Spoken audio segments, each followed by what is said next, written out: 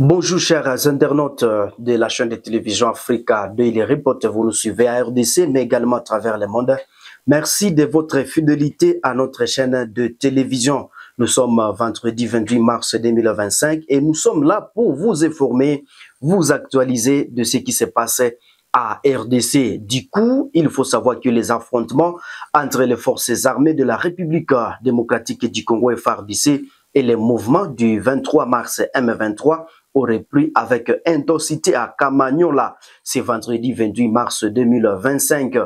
Cette escalade de violence intervient dans un contexte régional déjà très tendu, marqué par des années de conflits et de déplacements massifs des populations. Il faut savoir que les combats auraient pris depuis hier soir dans la cité de Kamanyola entre les Wazalendo qui sont soutenus par les forces armées de la République démocratique du Congo FARDC et les rebelles du M23 AFC qui sont appuyés par le Rwanda. Il faut savoir que des témoins affirment que les Wazalendo et les FARDC ont attaqué les positions des M23 à partir de 16 heures dans les montagnes Siplomba, la cité qui est située sur le rive de la rivière Ruzizi, à frontière avec le Rwanda et les Burundi. Chers internautes, il faut savoir que les combats sont intenses avec des échanges de tirs d'armes lourdes et légères.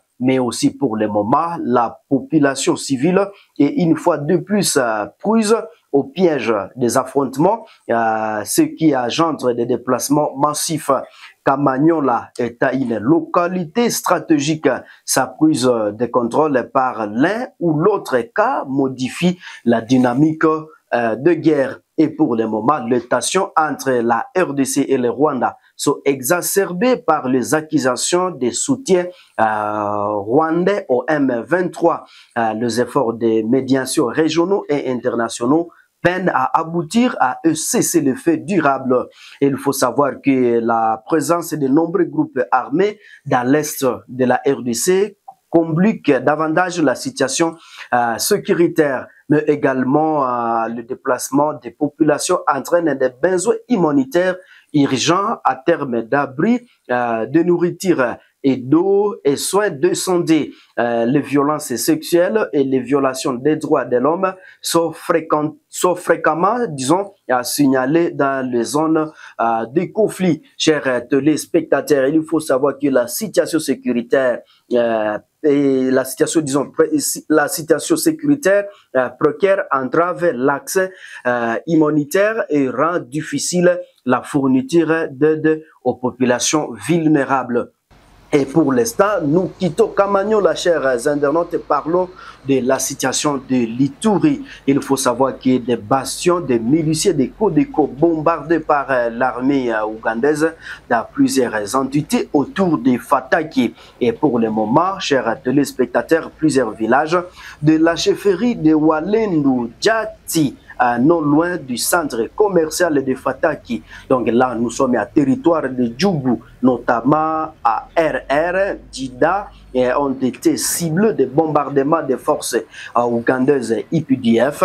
Mercredi 26 mars, ces entités constituent des bastions de miliciens Codeco comme Juste Gunza, chef de la chefferie de Walendu Djati, confirme ces bombardements. Et pour le moment, chers internautes, il a dit ceci, il y a eu effectivement des bombardements de villages à ARDR, Djida et d'autres où nous avons des morts, mais le chiffre exact n'est pas encore connu car les fouilles continuent a-t-il dit à actualité possédée. Et pour le moment, l'armée ougandaise mène depuis une semaine des opérations contre des miliciens Codeco dans la région de Fataki, et ce qui a des conséquences sur le trafic sur la RN27.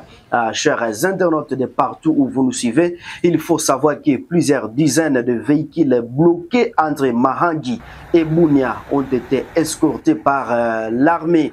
Mais aussi, rappelons qu'au moins 9 miliciens Codeco ont été tués lundi 24 mars par l'armée ougandaise UPDF, un chiffre qui s'ajoute à plus de 200 autres éléments tués la semaine dernière, toujours dans un affrontement vers le village Bethléem, non loin du centre commercial de Fataki. Chers Congolais de partout à travers la RDC et également à travers le monde, il faut savoir que l'inquiétude s'accroît de ce vendredi 28 mars à Walika, les centres. Donc là, nous sommes au Nord Kivu, car le réseau des les réseaux téléphoniques ont cessé de mettre suite à la rupture du stock des carburants pour actionner des groupes électrogènes qui alimentent les antennes. Mais aussi les compagnies de télécommunications ne peuvent plus ravitailler à carburant. Le site se trouva donc dans cet site à cause de la situation sécuritaire.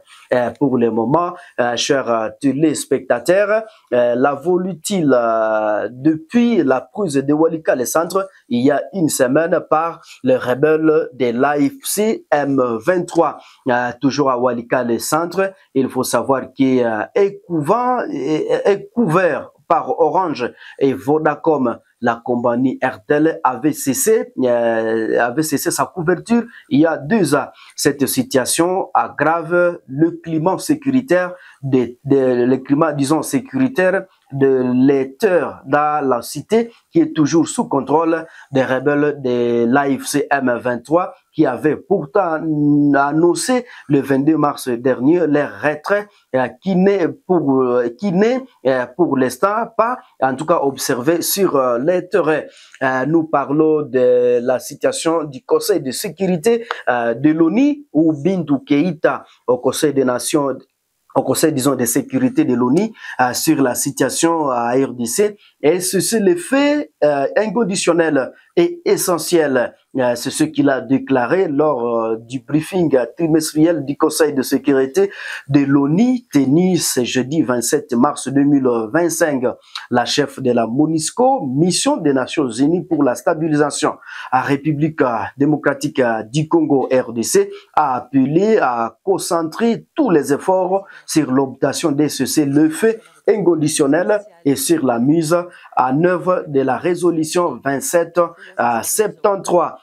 Bintou Keïta souligne l'importance de cet engagement pour la paix durable à RDC et a réaffirmé la disponibilité de la mission à soutenir l'application de cette résolution. Et pour le moment, il faut savoir qu'elle a également insisté sur la nécessité urgente de garantir que toutes les parties prenantes respectent leur engagement déclaré de faire taire les armes et de rechercher une solution pacifique au conflit. Chers internautes, il faut savoir que le ministre rwandais des Affaires étrangères, lui est l'étranger et de la coopération internationale, Olivier Nduhungirehe, a sévèrement critiqué la mission des Nations Unies pour la stabilisation en République démocratique du Congo, MONUSCO. Il accuse des complicités dans les violences ciblant les Tutsis et les Banyamulenge, soulignant que plusieurs membres de ces groupes ont été tués par les forces armées de la République démocratique du Congo et FARDC, soutenues par le gouvernement congolais sous les yeux des observateurs de la MONUSCO. Chers internautes, il faut savoir que selon Nduhungirehe, la mission onusienne aurait été témoin de ces atrocités sans intervenir, ce qui soulève des questions quant à son efficacité et à son rôle dans la protection des populations vulnérables. Je cite, la passivité de la MONUSCO est inacceptable, a-t-il déclaré lors d'une conférence de presse, ajouta que Kigali exige des explications claires sur les comportements de l'organisation dans cette situation critique. Chers internautes, il faut savoir que les représentants permanents de la République démocratique du Congo RDC à l'ONU, lui c'est M. Zeno Mukongo, a déclaré ce jeudi 27 mars devant le Conseil de sécurité que plus de la moitié de l'armée rwandaise est déployée sur les territoires congolais. Il exprimait lors d'un exposé sur la situation sécuritaire à RDC. Il a dit ceci, je cite: au moment où nous réunissons ici, le Rwanda appuie de la moitié de son armée déployée sur les territoires congolais. Et c'est ça, le consentement de l'État congolais. Le droit à la légitime défense ne saurait être évoqué comme justification à une évasion armée ni à la création d'une administration parallèle et sur le territoire d'un État souverain, a affirmé Zeno Mukongo.